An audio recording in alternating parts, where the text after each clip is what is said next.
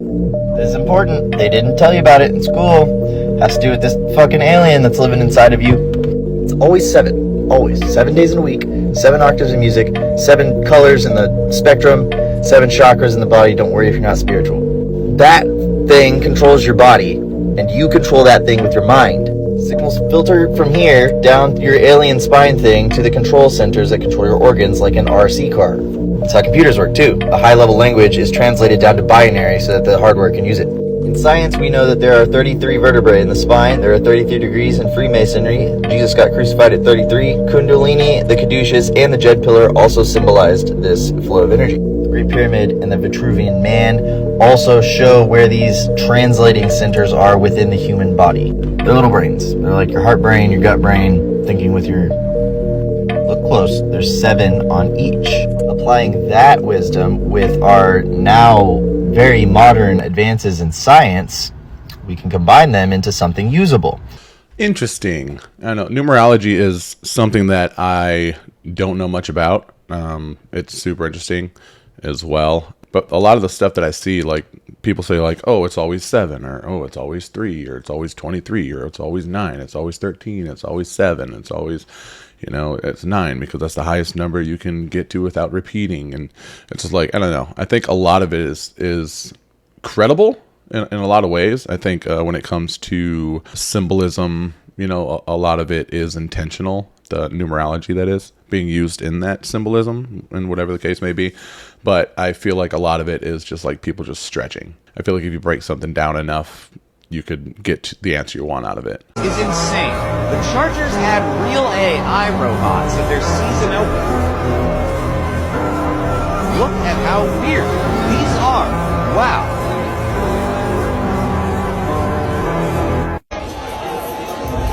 Or a movie. The creator.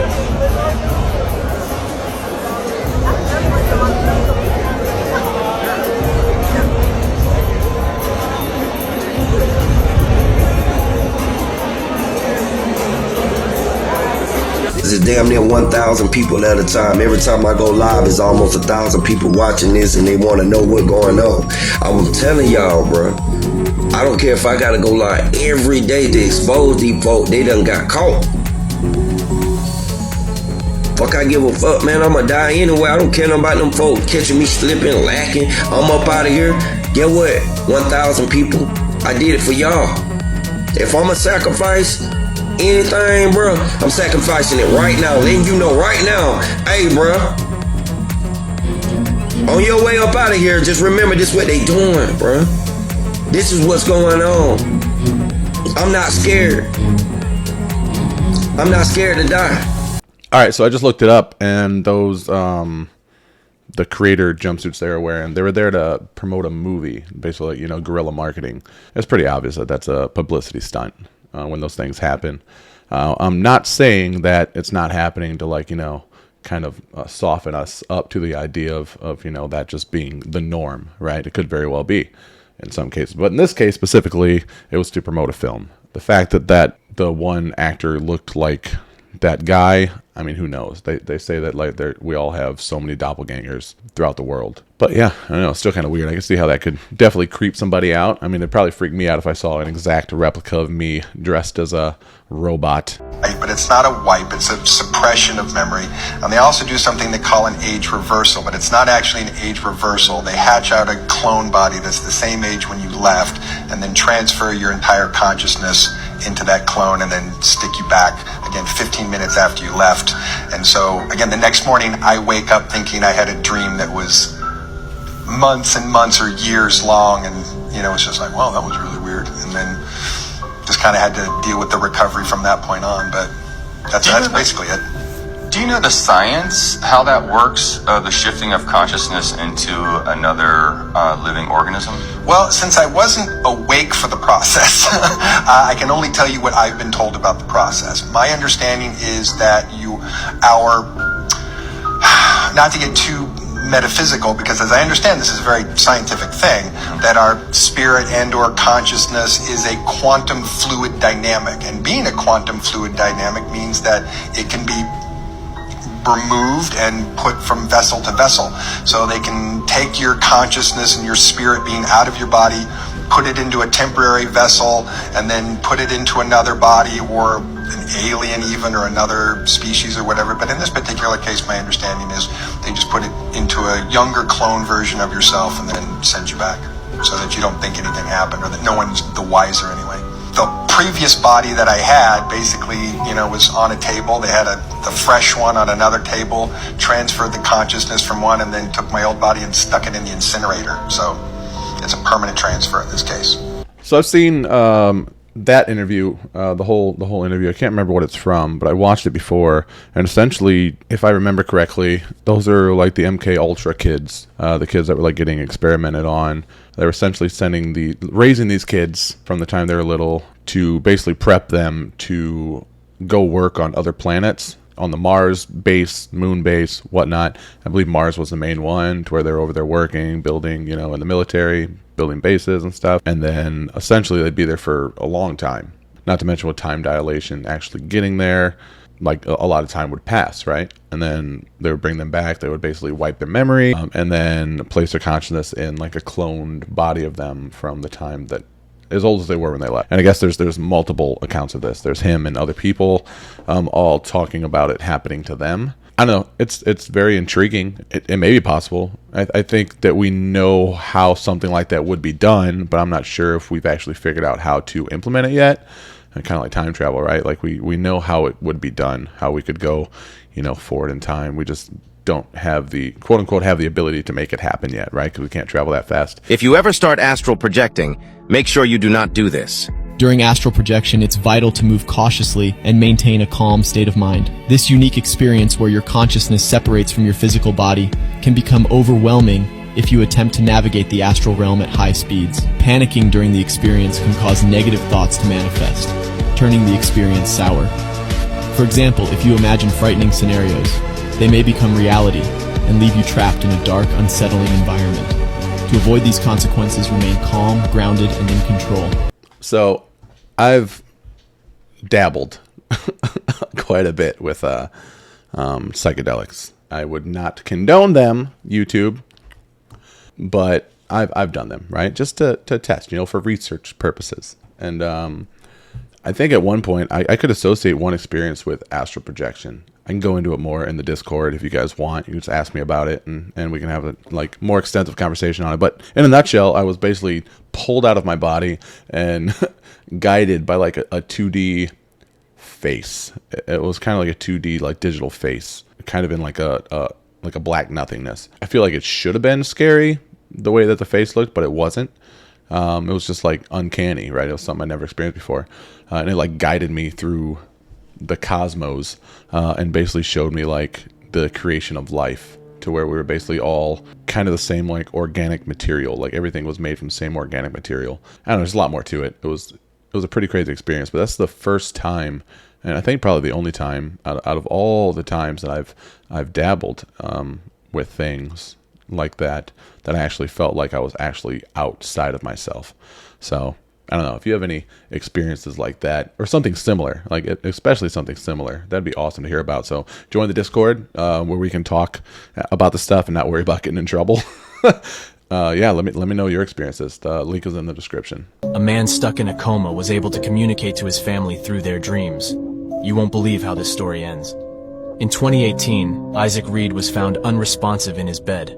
Doctors offered no answers and did not know if he would ever wake up again. Isaac's family was devastated. But one night while sleeping, his father was approached by Isaac in the world of dreams. The warmth of Isaac's presence comforted him, unaware of the sinister truth that lurked behind his words. Unknown to his father, a malevolent demon had seized Isaac's comatose body, taking control of his dreamscape. The demon mimicked Isaac's voice, whispered gentle lies, attempting to entice him to slumber. The demon's name is Astaroth, a name whispered in ancient texts as a harbinger of darkness. His goal was to build an empire of dreamers, a realm where he could feast on their emotions. He seeked out families bound by love and trust. This was the ultimate fate of Isaac's father, who also fell into an endless coma only a week later. More cases have begun to pop up around the world.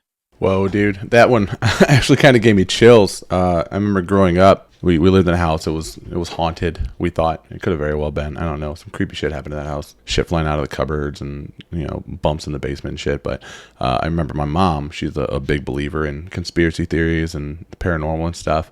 I remember her saying that she was visited by a demon named Astaroth when I was younger. Sorry, that just brought up a core memory that I forgot all about. Holy shit. An incubus is a demon in male form that tries to have sex with women while they sleep. It's also the name of a pretty decent band. In Latin, it roughly translates to a nightmare-induced demon, and its earliest known mentions of the demon come from, if you can guess it, where do you think it came from? Mesopotamia. There you go. Circa 2400 BCE. It's often believed these demons want to have offspring with sleeping women, and there's actually this crazy legend in Brazil that there's an Amazon river dolphin, or the Boto cor-de-rosa, which means pink porpoise, that's part siren and part incubus. The legend says that this river dolphin can shapeshift into a charming, handsome young man, and it goes around town and seduces young women and impregnates them. Some areas called the creature encantado, which translates to enchanted or charmed. In some areas, a fatherless child might still be called child of the Boto. According to legend, repeated sex with an incubus can lead to failing health, impaired mental state, or even death. I think a lot of the stuff that was recorded, like, in ancient texts, biblical texts and stuff, it was their way of describing something that they were unfamiliar with, right? Something new to them, right? Like different cultures back in the time, different ways of describing things they saw, right? Like it could have been like a rocket ship, like a spaceship or something, like way back then, like an advanced civilization, aliens or whatever come down in a spaceship.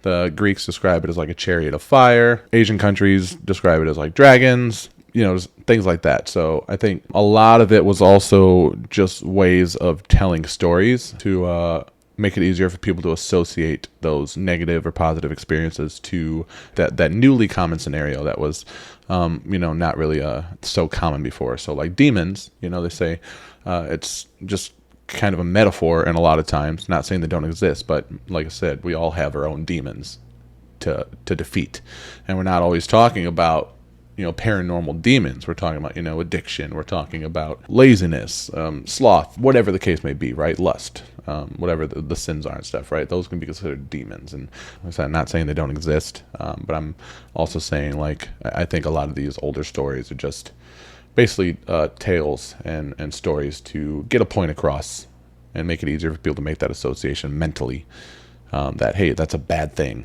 right? Instead of it just being like some fucking ghost from hell that's here to terrorize people.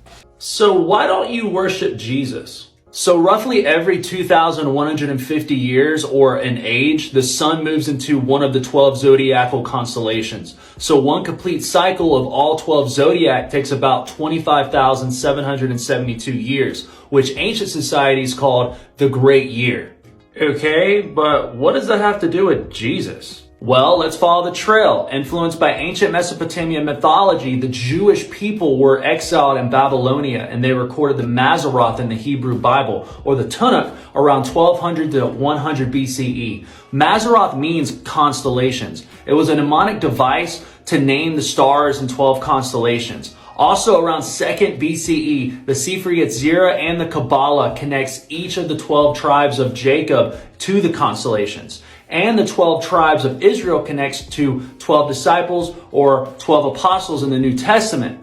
12 even goes into Islam, 12 imams, 12 springs. Wow. It's like Christianity is a astro-theological literary hybrid. Yeah, nice phrase. You must have watched the Zeitgeist movie or something. There's also the 12 gates, 12 pearls, 12 foundations, 12 stones, 12 archangels. It's connected to the 12 constellations of the ancient Mesopotamian zodiac that Jesus, the sun, travels about with. Whoa, dude. Jesus is just a solar personification of the sun. Yeah, so the age of Taurus, 4300 BCE to 2150 BCE. Then you have the age of Aries from 2150 BCE to 1 CE. So then we have Jesus, Fisher of Men, representing the age of Pisces, 1 CE, his birth year, even if he existed at all, to 2150 CE, which we're currently in. The two Pisces fish are seen throughout the Bible. Jesus feeds people with bread and 2 fish. He befriends 2 fishermen at a point. And it's funny to note that The Jesus fish on the back of cars. Most Christians have no idea about it being a pagan symbol. I can't believe Jesus is just a parody of sun worshiping. Jesus the Son is the risen Savior that will come again. It brings the morning glory to defend us from darkness and death. The Son walks on water, heals the sick. It is seen up in the clouds in the heavens with a crown of thorns that I wager connects to Helios, another solar deity, to represent the rays of the sun. Christianity is a contrived Roman story to create social control, and they use Jesus as a social political figure. Constantine implemented this, which led to the Vatican, the Dark Ages, the Crusades, the Inquisition, and now we have conformist young life kids taking pictures of disenfranchised children from Haiti to get likes on their Facebook posts. Wow, I wonder what the one true religion is. There isn't one. Weren't you listening? Just be grateful for the sun. What are you doing? After careful, critical thought, I've decided to become a Mormon. Jesus Christ. It's wild to think that everything is associated with just, the sun. But, I mean, it makes sense. It literally provides warmth. It literally, grows the food. And it basically keeps all life on the planet running and thriving and stuff. So that makes sense to me. Could there be an alien base on the moon? Well, it's been over half a century since astronauts Neil Armstrong and Buzz Aldrin walked the first steps on the moon for the entire world to see. But more interestingly, there is a conspiracy theory about the moon being an alien base for keeping watch on humans. According to this theory, during the Apollo 11 mission in 1969, astronaut Neil Armstrong expressed his astonishment at finding 2 unknown spacecrafts already present on the moon. Armstrong further described these UFOs as being huge and lined up on the far side of the crater's edge, observing Earth. This theory originated from NASA's claim about losing transmission from Apollo 11 for roughly 2 minutes. So what do you think? Did Armstrong really see aliens during that time? Let us know what you think in the comments. I know that there are videos of them, their first interview back from the moon, where they looked very bothered, right? Bothered and kind of even scared. So it wouldn't surprise me if they saw something up there. The concept of the Galactic Federation revolves around an alleged alliance of extraterrestrial civilizations existing within the Milky Way galaxy. According to claims made by individuals such as Sheldon Neidl, founder of the Ground Crew Project, and Haim Eshed, a former head of Israel's military space program, this intergalactic council was revealed through channeling and classified communications with representatives of the United States and Israel. Haim Eshed, in an interview with the Hebrew language newspaper Yediot Aharonot, asserted that aliens have been in contact with Earth and that they are already among us. He referred to these beings as part of a galactic federation, comparable to the fictional organizations depicted in science fiction stories like Star Trek. According to Eshed, the Federation has kept its existence a secret to prevent mass hysteria until humanity is deemed ready for contact with extraterrestrial civilizations. The alleged agreements between the US and the extraterrestrial beings involve research into the fundamental nature of the universe. Eshed claimed that there is a shared clandestine underground base on Mars, where representatives from the US and aliens meet. Eshed stated that President Donald Trump was close to disclosing the existence of the Galactic Federation, but was dissuaded by the extraterrestrial entities, who feared the repercussions of such a revelation. Despite the Federation's caution, Eshed decided to share this information publicly because of his respected position within academia and the changing landscape of discussions around these topics. It's essential to note that the claims made about the Galactic Federation lack concrete evidence and remain speculative, making them a subject of skepticism and debate. While some individuals support these theories, they are often viewed as part of UFO religions and certain New Age movements, rather than mainstream scientific beliefs. NASA, in response to the viral claims, has emphasized that no confirmed evidence of extraterrestrial life has been found, and the search for such life continues. Some proponents of the Galactic Federation theory view it as a way to explain UFO sightings and encounters with alleged extraterrestrial beings throughout history. They believe that advanced alien civilizations are closely monitoring and guiding human evolution, and that these beings possess advanced technologies far beyond our comprehension. Man, I don't know if the Galactic Federation stuff is true, but I am 100% on board with it being true, because that would be, I don't know, I like it. I like the sound of it. Researchers have discovered a crater beneath the Antarctica ice crust, 482 kilometers in diameter. Holy shit! That's like an order of magnitude bigger than the dinosaur one. Right? Yeah, that's like a 99 point whatever % extinction event. So it's something just that big. it just keeps happening. The Earth just over millions and millions of years and thousands of years that humans have been around. The Earth just keeps getting whacked. It's only a matter of time, man. That Galactic Federation better step the game up and shoot those motherfuckers out of the air. There's another particular thing I want to talk about, which is the existential risk of what happens when these things get more intelligent than us. So quite recently, I come to the conclusion that the kind of intelligence we're developing is very different from the intelligence we have. We're biological systems, and these are digital systems. And the big difference is that with digital systems, you have many copies of the same set of weights, the same model of the world. And all these copies can learn separately but share their knowledge instantly. So it's as if you had 10,000 people, and whenever one person learned something, everybody automatically knew it. And that's how these chaps can know so much more than any one person. Yeah, that's terrifying. At any point that stuff gets out of hand, it knows everything about us. It knows how we react. It knows how to navigate us. It knows how to fool us. And then it also has the ability to create something and share that knowledge with millions of copies of itself. Like, dude, Skynet, we're fucked. Like, we're going to need more than John Connor. Be quiet to survive.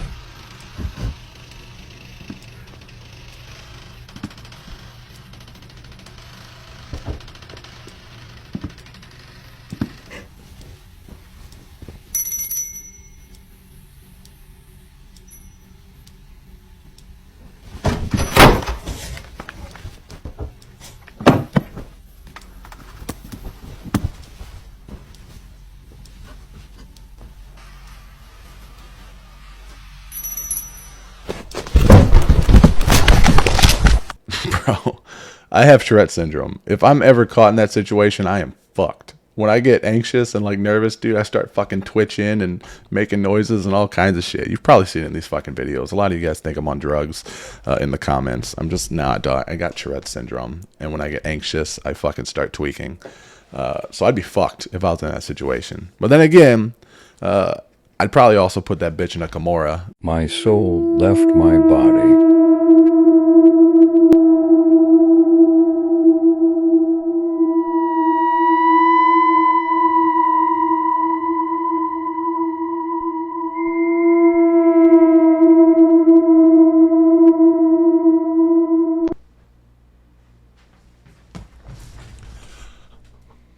Nope.